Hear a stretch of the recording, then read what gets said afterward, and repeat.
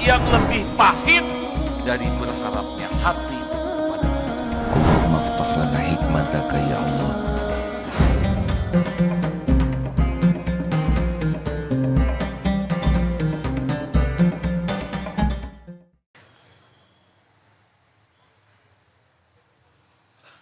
Lanjutan hadis ini adalah ihris ala ma yanfa'uk. Coba dengar ini ya. Sesudah bercerita tentang orang yang imannya kuat itu lebih baik dalam segala hal dan lebih dicintai Allah. Ini penting ini. Berarti makin kuat keyakinan makin dicintai Allah. Ya wajar.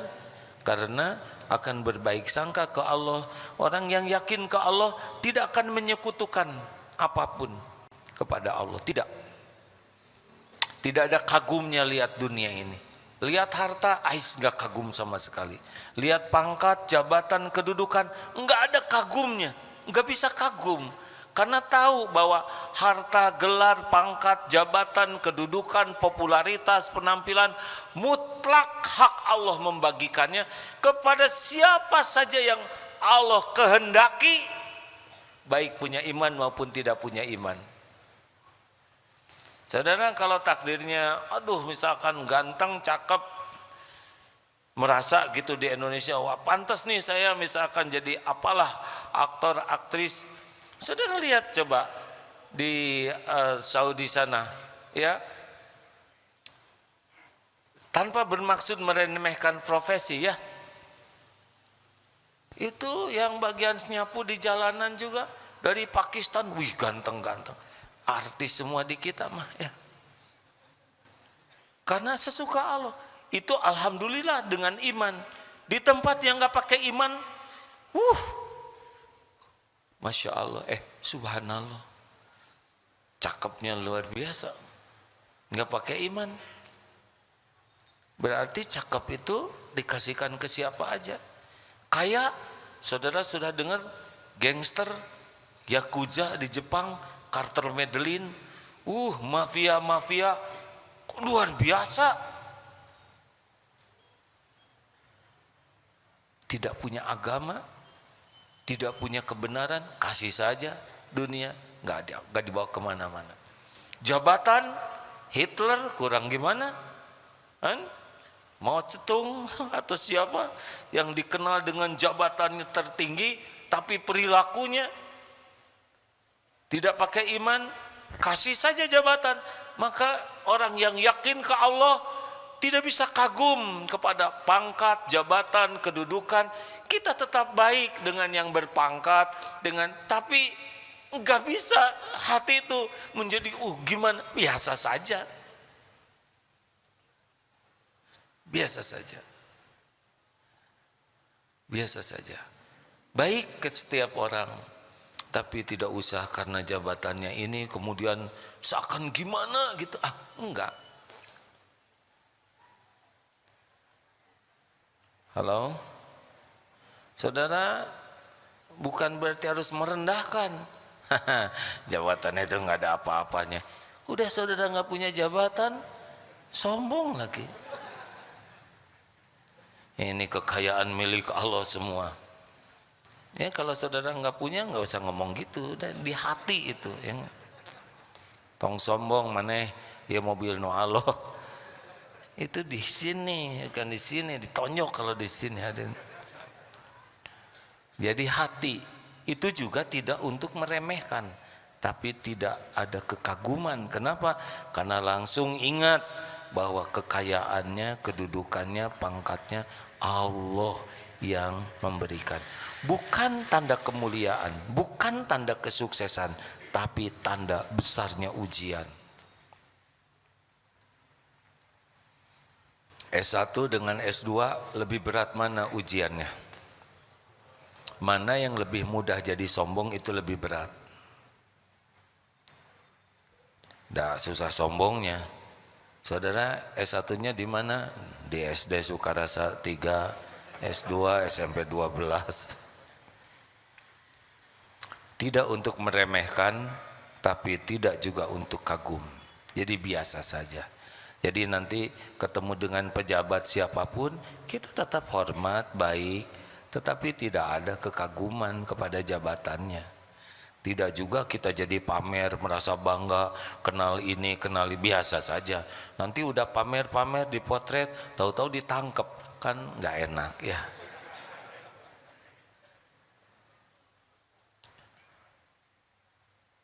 Apa lanjutan dari hadis itu? Ihris ala ma yanfa'uk. Ternyata lanjutan dari hadis kekuatan iman itu adalah kesempurnaan ikhtiar. Bersemangatlah, ihris ala ma yanfa'uk. Bersemangatlah, antusiaslah, all outlah dengan apa-apa yang bermanfaat bagimu. Baik urusan dunia maupun urusan akhirat. Sehat manfaat? Ayo olahraga. Pelajari ilmu napas. Bukan saya mengajarkan ilmu apa tuh? Tenaga daleman. Gimana nafas yang baik, yang sehat? Ternyata nafas kalau terjaga dengan baik, oksigen cukup, itu secara ilmu manfaat di otak kita oksigen cukup, cara berpikir jadi baik. Nafaslah, minum, kita tahu tubuh kita 70% cairan. Minum yang baik, jumlahnya baik, membaur, minumlah yang baik, pelajari ilmu minum, ilmu memamah biak, makan maksudnya. Itu perlu ilmunya tuh makan, kan ada yang lapar mata, wah, enak pisan tuh warna tinggal nih gitu, nah gitu colek sini ini. Berapa banyak kita lapar gara-gara warna. Ada jambar roti nih, ambil lep ke sini. Ini nggak ada yang tanggung jawab sama perut kita, bener? Ada yang lapar lidah segini saja, oh, lewat segini tidak. Kita belajar makan, tanggung jawab nih ke tubuh ini.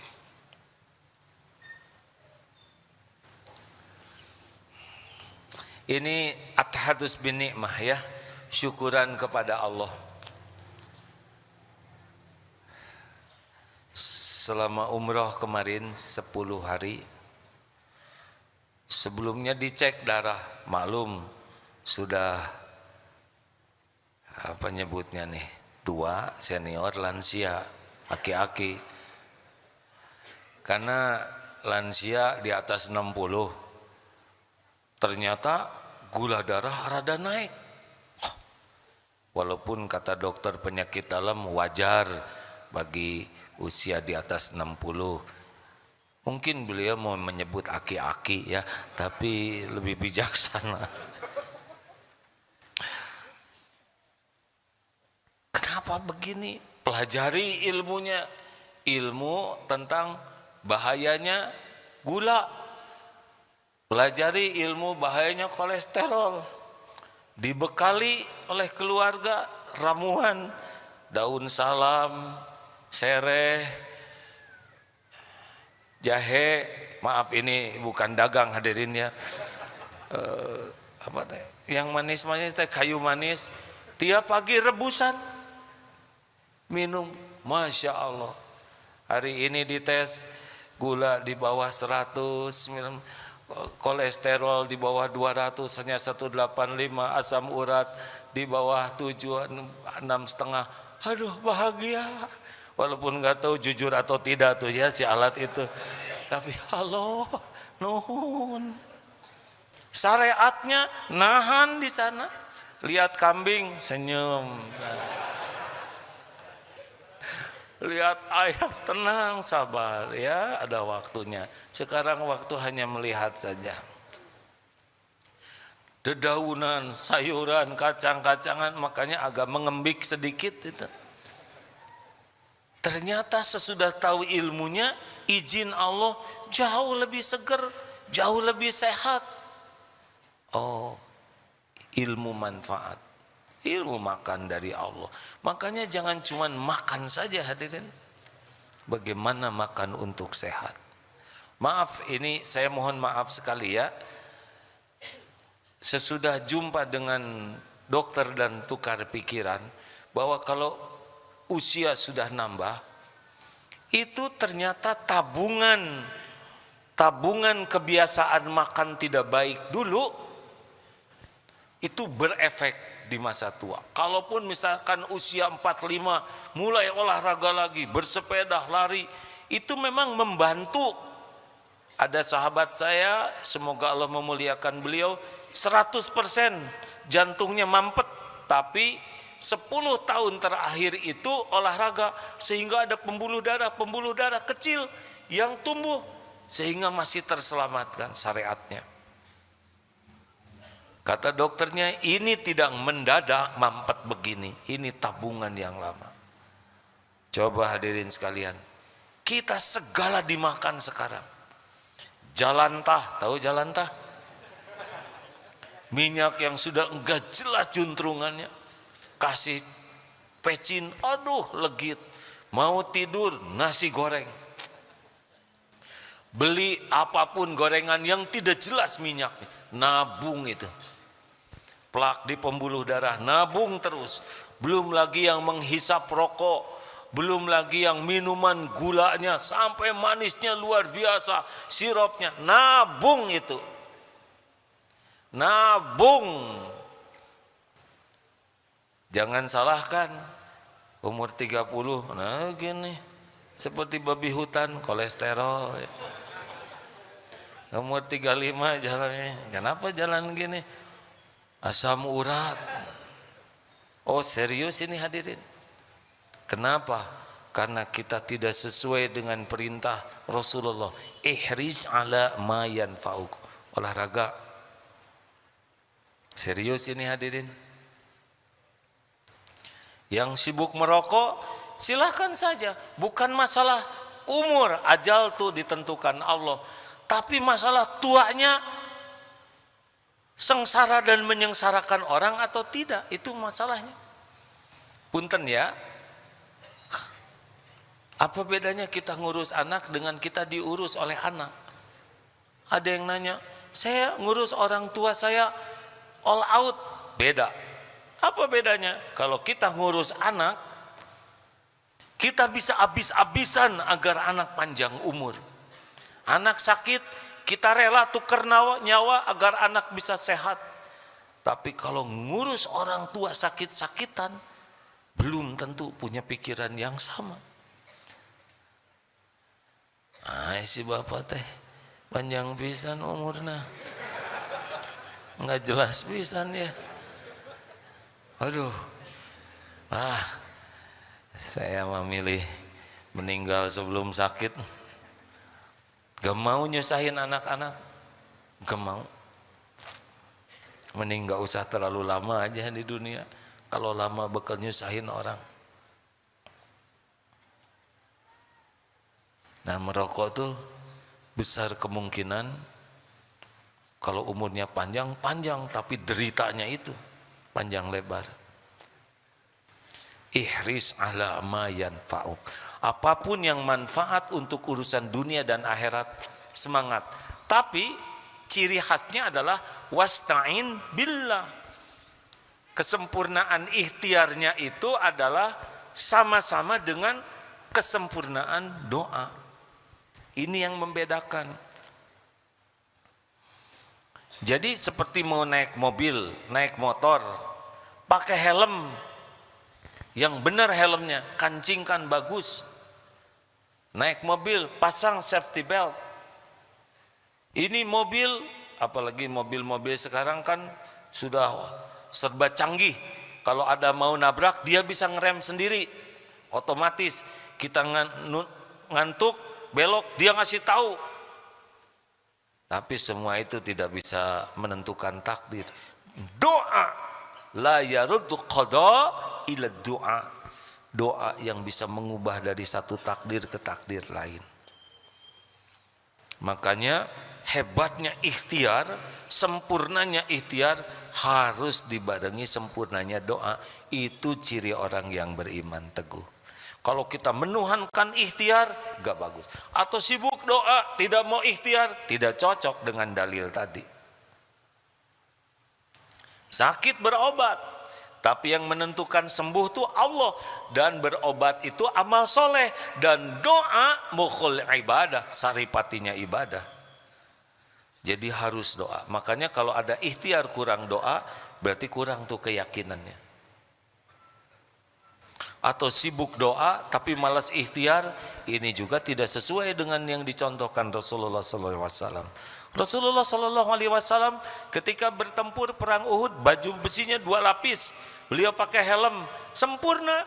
Padahal beliau tahu setiap musuhnya itu adalah makhluk ciptaan Allah, makhluk yang digenggam oleh Allah, makhluk yang tidak bisa memberi manfaat dan mudarat tanpa izin Allah. Tapi Rasulullah sempurnakan. Kenapa harus menyempurnakan ikhtiar?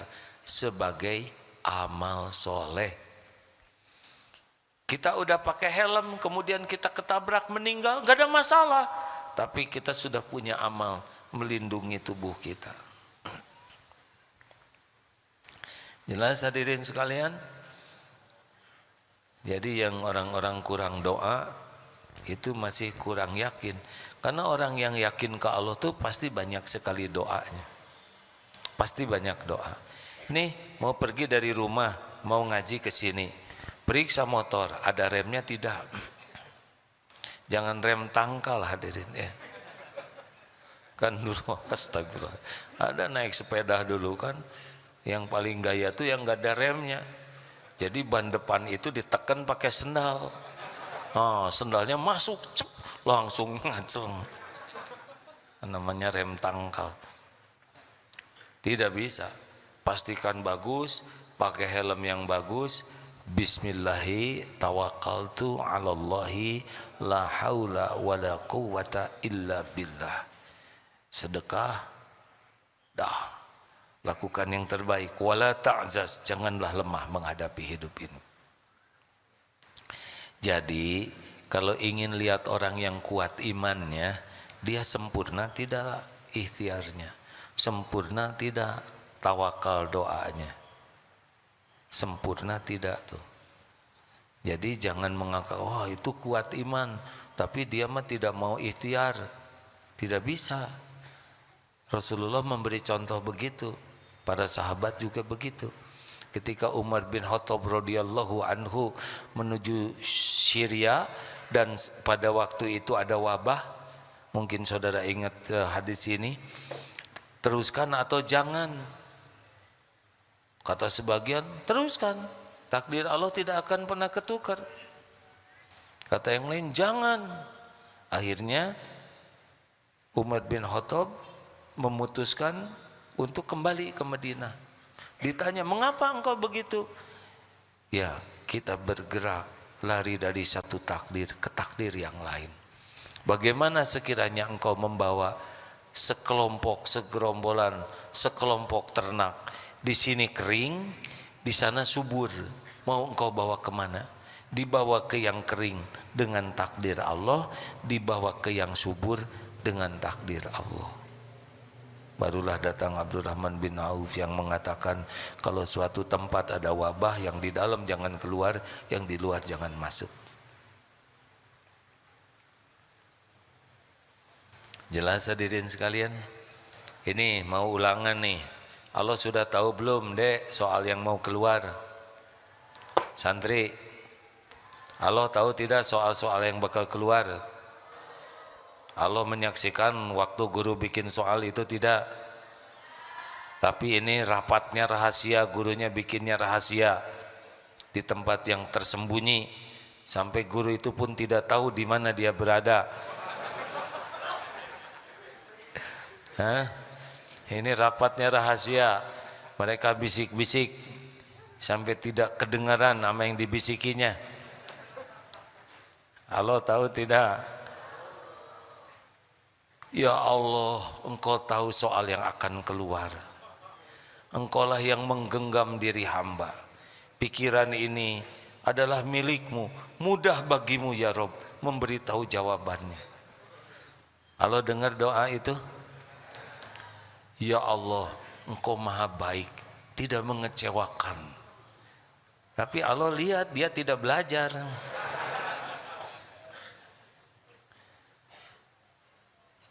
Paketnya harus bareng, seperti uang. Ada sisi yang lain. Sempurnanya ikhtiar, maksimalnya doa itu harus kita miliki. Wala ta'zaz, dan janganlah kamu lemah. Jadi walau bagaimanapun jangan gentar, jangan malas, jangan lemah, jangan lalai. Semangat terus. Nah, kalau sudah terjadi wa in asabbaka syai'un, dan jika menimpa kepadamu sesuatu, fala taqul lau anni fa'altu kana kaza wa kada. Jangan ngomong, duh seandainya saya begini, saya bakal begitu tuh. Coba saya begitu, saya begini nih. Tidak boleh. Walakin qul qaddarullah wa ma syaa fa'al. Katakanlah, ini sudah qadarullah, ini takdir Allah. Allah berbuat apa yang dikehendakinya. Fa innal lau taftahu amal syaitan, karena perkataan seandainya membuka